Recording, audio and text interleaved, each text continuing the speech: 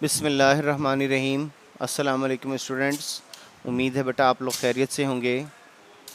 ये एक्सरसाइज 4.1 के बेटा हमारे पास टोटल 8 क्वेश्चन हैं और एक्सेलेरेटेड लर्निंग प्रोग्राम के मुताबिक जो इनमें से क्वेश्चन करने हैं हमने, दीज आर क्वेश्चन नंबर 2, 4, 7, 8। सिर्फ 8 में से 4 क्वेश्चन हैं, 2, 4, 7 एंड 8।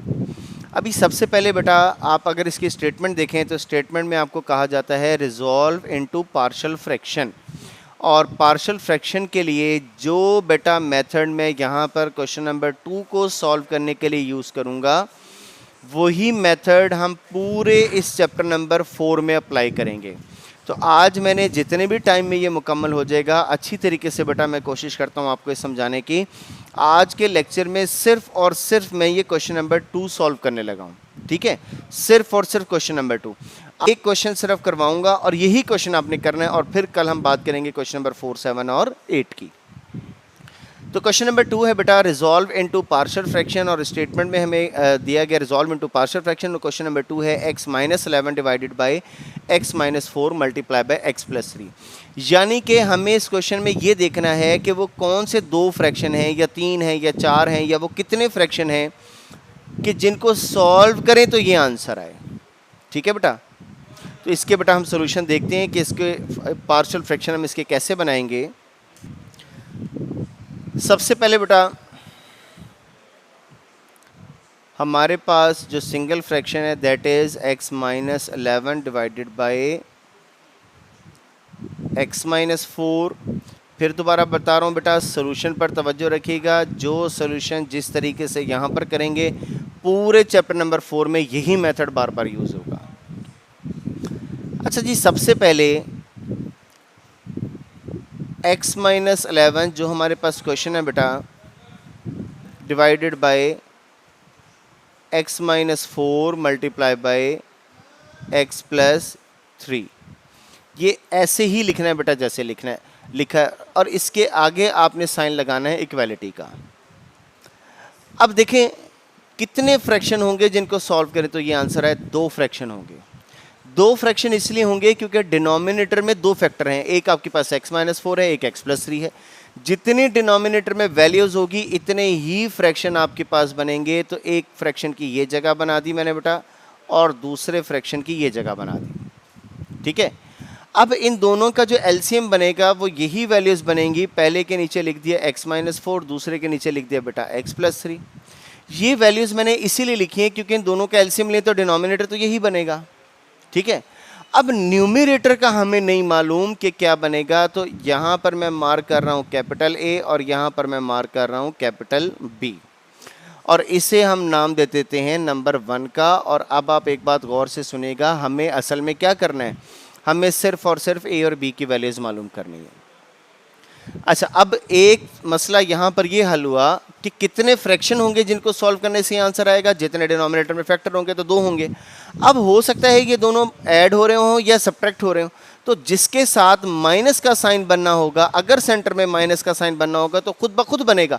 वो खुद ब खुद कैसे बनेगा, b की वैल्यू आ जाएगी -6, तो माइनस प्लस क्या हो जाएगा माइनस। तो ये सेंटर में आपने हमेशा प्लस का साइन ही लगाना है। अगर ये माइनस हुआ तो खुद ब खुद माइनस बनेगा, उसमें आपने कुछ नहीं करना, ठीक है। अच्छा, अब हमने सारे इस इक्वेशन को सॉल्व करके a और b की वैल्यू मालूम करनी है। तो इसका आसान तरीन तरीका बेटा ये है कि अगर हमें इसे सॉल्व करना है और a और b की वैल्यू मालूम करनी है तो फ्रैक्शन ख़त्म कर दें। अब फ्रैक्शन ख़त्म करने के लिए लेफ्ट हैंड साइड पर जो डिनोमिनेटर में वैल्यू है, इसी वैल्यू से तमाम वैल्यूज़ को मल्टीप्लाई कर दें। तो इसे हम लिखेंगे multiplying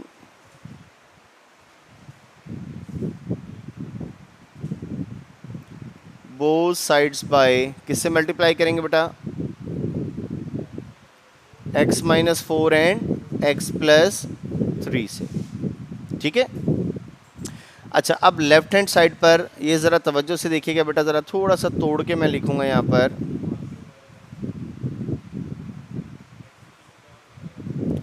x-11 divided by x-4 multiply by x+3 is equal to a divided by x minus 4 plus b divided by x plus 3। जो एक्सप्रेशन था बेटा ये एज इट इज़ लिखा है मैंने सारा। अच्छा, हमने किससे मल्टीप्लाई करना तमाम वैल्यूज़ को? x minus 4 and x plus 3 से। तो इसको भी मल्टीप्लाई कर दिया x minus 4 and x plus 3 से। ये वही मेथड यूज़ किया बेटा कि फ्रैक्शन ख़त्म करने के लिए हम एलसीएम से मल्टीप्लाई कर देते हैं, x minus 4 and x plus 3, और ये भी आपके पास बन गया बेटा x minus 4 and x plus 3। और अब आप देखें बेटा x माइनस 4 से कट गया, x प्लस 3 से कट गया, x माइनस 4 से कट गया, और x प्लस 3 से कट गया। अब जो बाकी हमारे पास वैल्यूज़ बची वो हैं बेटा लेफ्ट हैंड साइड पर है x minus 11 is equal to x plus 3 multiply by a plus x minus 4 multiply by b। और ये सारा काम जो हमने बेटा एलसीएम से मल्टीप्लाई किया है, इस सब का मकसद क्या था? a और b की वैल्यूज़ मालूम करना। अच्छा बेटा, अब हमने क्या करना है? a की वैल्यू मालूम करनी है और b की वैल्यू मालूम करनी है। अब अगर आपने a की वैल्यू मालूम करनी है ना, तो यहाँ पर b को 0 होना चाहिए। b को क्या होना चाहिए बेटा? 0। और b को अगर हमने 0 पुट करना है तो आपके देखें यहाँ पर x की जगह क्या वैल्यू पुट करें कि ये टोटल 0 बन जाए। तो x की जगह पर हम क्या पुट करेंगे? 4। तो 4 माइनस 4 किसके इक्वल हो जाएगा बेटा? 0। तो यहाँ पर b को 0 करने की वजह से आपने यहाँ पर क्या लिखना है? Putting x is equal to 4। फिर दोबारा सुन लें, x को 4 इसलिए पुट कर रहे हैं क्योंकि हमें a की वैल्यू मालूम करनी, तो b को हम 0 करेंगे, ठीक है। और x की जगह जहाँ पर x आएगा उसकी जगह 4 पुट करेंगे, तो ये हमारे पास बेटा क्या बन गया? 4 minus 11 is equal to 4 plus 3 multiply by a plus ये 4 माइनस 4 क्या हो गया? 0, और 0 को b से मल्टीप्लाई करेंगे। या चले मैं यहाँ पर लिख देता हूँ 4 माइनस 4 मल्टीप्लाई बाय b, और ये सब वैल्यू बन गई 0। 4 minus 11 is equal to minus 7 is equal to 4 plus 3 is equal to 7a, और ये सारी की सारी वैल्यू क्या बन गई बेटा? 0। And minus 7 is equal to 7a, और minus 7 divided by 7 is equal to a, minus 1 is equal to a, या इसी को आप लिख सकते हैं कि a की वैल्यू क्या बन गई बेटा? माइनस 1। अब a की वैल्यू मालूम करने के लिए हमने b को 0 किया था। अब हमने वैल्यू मालूम करनी है b की, और जब हम b की वैल्यू मालूम करेंगे तो a को हमें 0 पुट करना पड़ेगा। a को हम 0 पुट करेंगे, तो यहाँ पर अब a 0 कैसे बनेगा? अब a को 0 बनाना है तो x की जगह क्या पुट करेंगे? Minus 3। Putting x is equal to minus 3, और इसी एक्सप्रेशन में जहाँ पर x आया बेटा वहाँ पर हम पुट करेंगे minus 3, minus 11, minus 3 plus 3 multiply by a plus minus 3 minus 4 multiply by b। Minus 3 minus 11 is equal to minus 14, ये सारी वैल्यू बन गई बेटा 0, और ये बेटा हमारे पास बन गया माइनस 3 माइनस 4 माइनस 7b, और बाहर प्लस का साइन था, प्लस को माइनस से मल्टीप्लाई करेंगे तो बेटा माइनस ही आएगा। So we have minus 14 is equal to minus 7b, और b is equal to minus 14 divided by minus 7, और 2 इज़ इक्वल टू b, या हम इसे लिख सकते हैं बेटा b इज़ इक्वल टू 2। ठीक हो गया बेटा? ये हमारे पास वैल्यू आ गई b की। अब बेटा हमारे पास a की वैल्यू भी आ गई, b की वैल्यू भी आ गई, और अब हम यहाँ पर लिखेंगे putting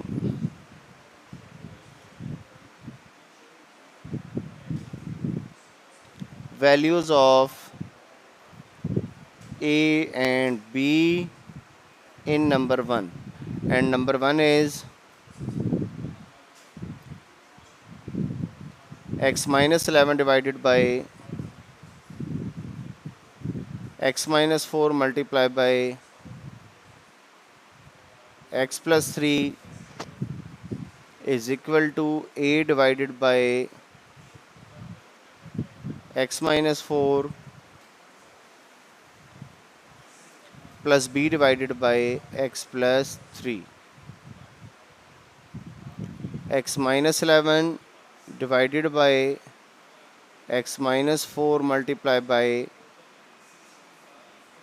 x plus 3 is equal to a की वैल्यू बेटा क्या थी -1, -1 divided by x minus 4 plus b की वैल्यू क्या थी बेटा 2 डिवाइडेड बाय x प्लस 3। ये बेटा हमारे पार्शल फ्रैक्शन बन गए। और पार्शल फ्रैक्शन क्या क्या बने हैं बेटा, -1 divided by x minus 4 plus 2 divided by x plus 3। ये दो फ्रैक्शन हैं जिनको आप सॉल्व करेंगे तो आपके पास answer x minus 11 divide by x minus 4 multiply by x plus 3 बनेगा। सारे सोल्यूशन का बेटा एक मैं रिव्यू ले रहा हूँ। ये सोल्यूशन कंप्लीट हो चुका है। सबसे पहले आपने क्या करना है, इनको देखते हुए आपने डिनोमिनेटर बनाने हैं, दरमियान में हमेशा प्लस का साइन। मैंने आपको कहा था ना बेटा जो नेगेटिव बनना होगा खुद ही नेगेटिव बनेगा, यानी कि ये वाला नेगेटिव होगा और सेकंड क्या होगा, पॉजिटिव। और फर्स्ट के न्यूमरेटर में आपने लिखना है कैपिटल A, सेकंड के न्यूमरेटर में लिखना है कैपिटल B। अब हमने करना क्या है बेटा, कैपिटल A और कैपिटल B की वैल्यू मालूम करनी है। वो वैल्यू मालूम करने के लिए जो फ्रैक्शन है, इन फ्रैक्शन को ख़त्म किया। फ्रैक्शन को ख़त्म करने के लिए आप LCM से मल्टीप्लाई कर दें या जो लेफ्ट हैंड साइड पर है उससे मल्टीप्लाई कर दें, एक ही बात है, क्योंकि जो लेफ्ट हैंड साइड पर है वही हमने राइट हैंड साइड पर लिखा। LCM से मल्टीप्लाई कर दिया, जो वैल्यूज कैंसिल हुई उनको कैंसिल कर दिया। और अब आप देख सकते हैं कि इस एक्सप्रेशन में हमारे पास कोई भी फ्रैक्शन नहीं है। अब a की वैल्यू मालूम करनी है तो बेटा b को हम 0 पुट करेंगे। b को 0 पुट करने के लिए x की जगह हमने क्या पुट कर दिया, 4, और a की वैल्यू आ गई। अब a की वैल्यू तो हमारे पास आ चुकी है। अब हमने b की वैल्यू मालूम करनी है, और जब b की वैल्यू मालूम करनी है तो a को 0 पुट करेंगे। a को 0 पुट करने के लिए बेटा x की जगह पर हमें पुट करना पड़ेगा -3। तो जहाँ जहाँ x आ रहा था सब जगह -3 पुट किया और b की वैल्यू आ गई। जब a और b की वैल्यूज़ आ गई, ये दोनों वैल्यूज़ उठाकर आपने नंबर 1 में पुट कर देनी है और इसके पार्शियल फ्रैक्शन बना लेने हैं। अब एक बात बेटा यहाँ पर और सुनते जाएं, मैंने यहाँ पर दो काम किए बेटा। एक, मैंने x की वैल्यू पहले पुट की 4, फिर x की वैल्यू पुट की -3। अभी तो देखें क्लियर नज़र आ रहा था यहाँ पर क्या पुट करेंगे, टोटल वैल्यू 0 हो जाए तो 4 और -3। अगर आपको प्रॉब्लम हो ना तो आप यहाँ से बारी बारी x की वैल्यूज़ निकाल लें। यहाँ से x माइनस 4 को इक्वेट करें, x की वैल्यू क्या बन गई 4, तो हमने क्या पुट किया x इज इक्वल टू 4। फिर यहाँ से सेकंड से x की वैल्यू निकालने, क्या बनेगी -3, तो -3 पुट कर दें। अगर आप डायरेक्ट देख सकते हैं डायरेक्ट देख लें, वरना आप इन फ्रैक्शन से भी x की वैल्यूज़ देख सकते हैं कि क्या क्या पुट करनी है। और किसी भी सवाल में बेटा एक बात याद रखिएगा, ज़रूरी नहीं कि पहले a और फिर b मालूम करेंगे, चाहे पहले b आ जाए फिर बाद में चाहे a आ जाए, इससे कोई फ़र्क नहीं पड़ता।